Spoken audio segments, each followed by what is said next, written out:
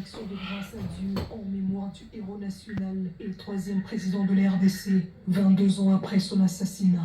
Les participants à ce culte d'action de grâce ont eu droit à une exhortation de la part du docteur Daniel Kawata avec comme thème « Notre redevabilité envers Dieu » tiré de Deutéronome 17, 15 à 20 et 2 Rois 12, 1 à 3. Ce serviteur de Dieu a invité tous les Congolais sans exception à avoir la crainte de Dieu et cultiver l'humilité à travers l'amour de son prochain, valeur qu'incarnait d'ailleurs le héros national Mzee Laurent. Nous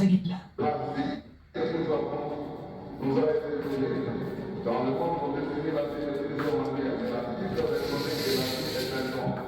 Celui qui nous l'a donné sans qu'il a le pouvoir de rééclairer ça, sans que nous soyons en mesure de l'en empêcher. Et lorsqu'il donne la vie, il s'attend à ce que nous puissions répondre à faire des choses que cette vie nous conduit à faire. Prenant la parole au nom de la famille biologique du héros national, Mzee Laurent Désiré Kabila, Emma Selemani a remercié tous ceux qui ont été impliqués dans l'organisation de ce culte d'action de grâce, sans oublier les participants. Nous exprimons notre gratitude pour avoir honoré ce culte d'action de grâce par votre présence nombreuse, en vue de commémorer ensemble le 22 ans depuis la disparition tragique de Mzee Laurent Désiré Kabila de 22 ans après le départ de Mzee, la RDC n'a malheureusement pas pérennisé sa lutte, regrette le sénateur Chikes Diemou. Mon inquiétude, c'est que Mzee, on dirait qu'il est mort pour rien.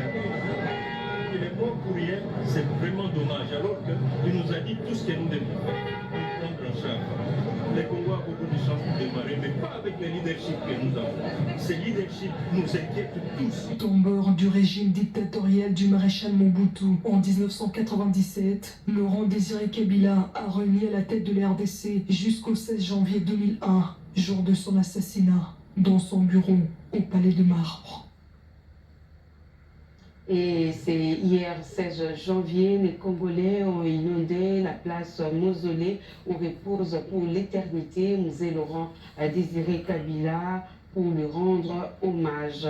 Personnalités politiques, familles biologiques et politiques étaient présents pour des hommages aux soldats du peuple. Rachel Masserou et Papi Demungo ont signé ce reportage.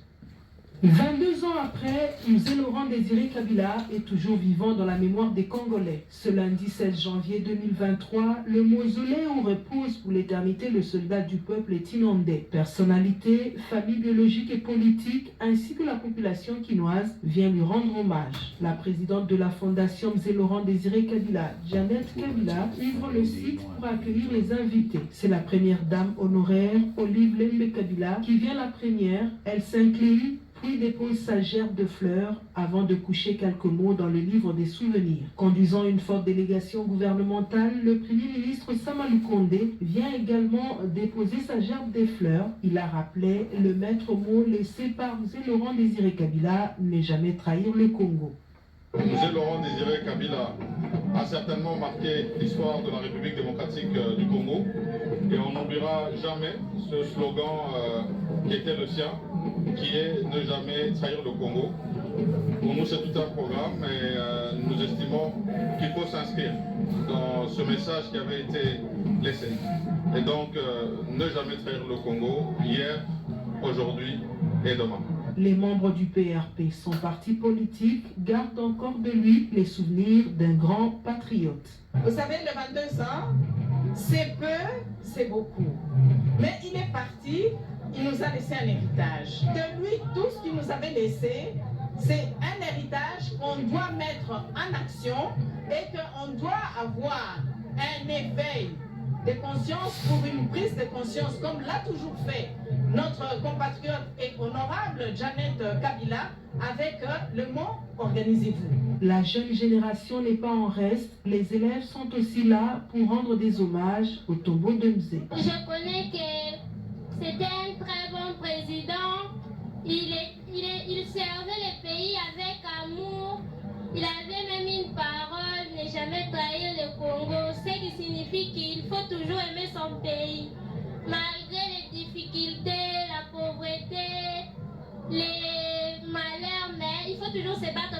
pays. C'est ce qu'il a fait jusqu'à sa mort. Le 16 janvier reste une date mémorable pour les Congolais qui continuent à lutter contre toute tentative de balkanisation de la République démocratique du Congo. Plusieurs souvenirs de M. Laurent Désiré Kabila sont encore ancrés dans la mémoire des Congolais. Quelques-uns se sont exprimés au micro de Rachel Massengou et Papi Dongo. C'était une école et tout ce qu'il a fait a été immense. Je vais répondre. J'ai dit que vous êtes une école au niveau de la vie nationale et tout ce qu'il a fait a été copié et au Congo et à l'extérieur du Congo. Rappelez-vous qu'il a dit évitez de trahir le Congo. Aujourd'hui, parmi nous, il y a certaines personnes qui, à cause des intérêts qui ne disent pas leur nom, commencent à vendre le Congo, donc trahir le Congo. Mais d'autres consciences trouvent que ce n'est pas possible de vendre le Congo. L'intégrité du Congo doit être sauvegardée. Vous-même, vous aviez vu. Et à travers ce qui se passe au Congo et à l'extérieur du pays, lorsque le Congo est attaqué, vous trouvez qu'on revient sur ce que vous avez dit. La sauvegarde de l'unité du Congo. Les autorités actuelles en parlent. Et les générations qui vont suivre, ça va se partager à travers des générations et des générations. Donc, le Congo restera un et unique. Musée, le combat pour l'indépendance, la souveraineté et la dignité du Congo, pour lequel vous avez donné votre vie, est plus que jamais d'actualité. En ce moment où des forces obscures, internes et externes, se sont liguées pour mettre en danger votre héritage et celui de votre digne fils et continuateur, nous refaisons le serment de ne jamais trahir le Congo. Aujourd'hui, notre nation n'est pas respectée dans la région et je pense que nous devons nous organiser. Et le serment de M. Laurent Désiré Kabila, vous le savez très bien, c'est prenez-vous en charge. Nous devons nous prendre en charge pour résoudre les problèmes qui sont les nôtres en République démocratique du Congo. Les solutions ne viendront pas, bien entendu, de la communauté de l'Afrique de l'Est. Les solutions ne viendront pas de l'Union africaine, les solutions ne viendront pas des Nations Unies, les solutions ne viendront pas de Washington ni de Belgique. La solution peut venir que de nous, les Congolais. Et du côté Palais de Marbre, la tradition a été respectée. Ancienne résidence officielle de Laurent Désiré Kabila, alors président de la République, devenu un mémorial. Les portes ont été ouvertes ce 16 janvier pour des visites guidées. Près de 10 000 personnes ont été enregistrées pour cette première journée. Les Congolais, des étrangers désirés de se rendre ont jusqu'à aujourd'hui, 17 janvier, pour visiter ces lieux historiques. Suivez. En janvier 2001 jusqu'au 16, date de l'assassinat de M. Laurent Désiré Kabila, alors troisième président de la République démocratique du Congo, le Palais de Marbre était encore la résidence officielle du chef de l'État. Aujourd'hui, 22 ans après, comme depuis le premier anniversaire de son assassinat crapuleux, la résidence est devenue un mémorial, un véritable site touristique historique, toujours sous la sécurisation de la garde républicaine. Le site qui reste reste officiel a été ce 16 janvier bondé de monde. La file d'attente en dit long sur l'importance que les Congolais, politiques ou non politiques, vieux et jeunes, accordent à l'histoire de celui qui a sans doute été le président le plus aimé des Congolais. Si à l'extérieur, la Fondation Musée Laurent Désiré Kabila, que dirige sa fille Jeannette Kabila, a mis tout en œuvre pour une restitution de l'histoire de feu président Laurent Désiré Kabila, héros national. À l'intérieur, son bureau privé comme son salon est le point de chute de la visite guidée en ces lieux. Plusieurs parents estiment que ce lieu est un lieu sacré, mais surtout édifiant pour la jeune génération censée connaître l'histoire de la République démocratique du Congo. Trésor Niemboué est du nombre des parents venus avec leurs enfants. Nous sommes ici pour commémorer la mort du musée Laurent Désiré Kabila. J'ai amené mon maison et ma famille pour aussi se rappeler de cette date-là du 16 janvier 2020. Maintenant, il y a une très grande importance parce que les tout petits qui sont nés après, ils se rappellent quand même qu'il y avait un président, mais qui était dans ce... Il y avait une personne qui a entré, celui qui l'a tué. Le PRP, parti politique de feu, musée Laurent Désiré Kabila, était également de la partie. Son secrétaire général, visiblement encore dans la tristesse. Il doit être rassuré que les lionceaux qu'il a laissés sont devenus des lions et qu'ils sont capables de se prendre en charge. Aujourd'hui, c'est une façon de nous renforcer. Le musée a joué sa partition. Il reste la nôtre. Il n'a pas parachevé sa lutte. Mais nous nous sommes engagés avec les autres malgré les prix à payer. Au total, 1400 tickets ont été imprimés, une manière pour la Fondation d'évaluer le nombre de visiteurs. Le ticket est remis à l'entrée, puis retiré à l'intérieur, et bien sûr, rien n'est payant. Il est 17h15, heure de Kinshasa, les tickets sont épuisés, près de 10 000 visiteurs enregistrés. Les photos sont couvertes, les retardataires sont priés de revenir le jour suivant, soit le mercredi 17 janvier, également jour férié.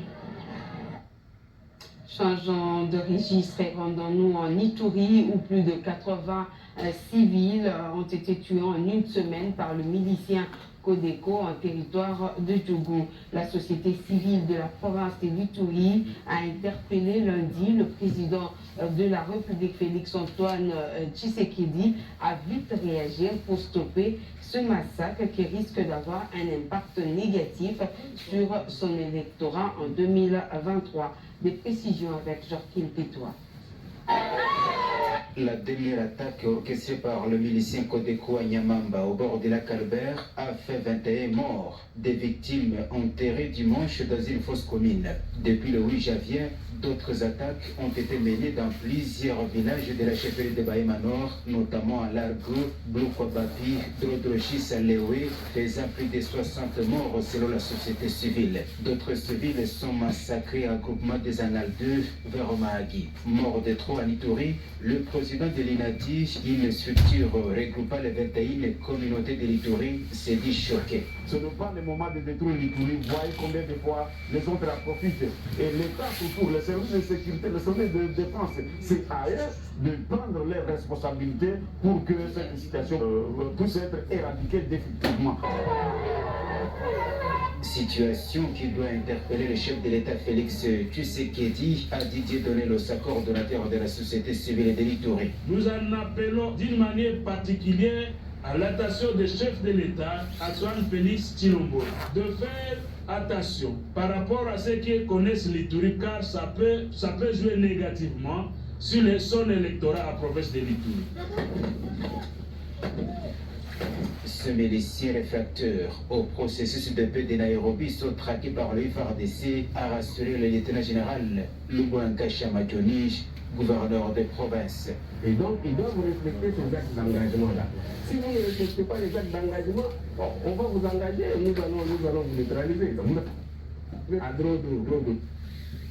Ceux-là qui sont venus, qui n'ont pas respecté les actes d'engagement, on les a traités comme tel. Et c'est là où je demande encore aux Ituriens. Ça ne sert à rien de faire tout ce qu'ils sont en train de faire là. Situation qui a occasionné un déplacement massif de civils et la paralysie des activités scolaires dans les villages ciblés par ce milicien. Mais pour l'instant, la situation est sous contrôle de l'armée. Le directeur général de l'Office de voirie et drainage était face à la presse, occasion pour lui de rendre compte de ce qu'a été l'année 2022. Plusieurs questions ont été abordées, notamment le prétendu détournement des fonds Tilégelou, la problématique des inondations. Toumba Tchikela promet de redoubler d'efforts pour soutenir la politique du chef de l'État en matière d'infrastructures routières. Trésor Ngoudia, Sandrine Pemba et Blanchard Baïmbé ont signé ce reportage. Il était question de faire un état des lieux des différents projets des voiries et des travaux de lutte anti-érosif suivis par l'Office des voiries et drainage à Kinshasa et dans d'autres provinces du pays. Victor Ntumba Tchikela s'est fait le devoir de rendre compte sans détour et chiffres à l'appui au chevalier de la plume. Selon lui, le bilan de l'année 2022 reste très positif. Pour ce qui concerne les prétendus détournements des fonds destinés au projet Tilégelou, le numéro 1 de l'OVD éclaire l'opinion. Est-ce qu'il y a détournement dans le projet Tilégelou? Je vous dirai non. Parce que je vous ai donné ici le schéma de ce financement, PPP. Vous avez une ligne de crédit de CREC7. Et ce CREC7 qui paye les intérêts, ce n'est pas le trésor public. Nous remboursons seulement le principal. Et ce remboursement se fait sur base de la facturation. Il y a 2 étapes de certification.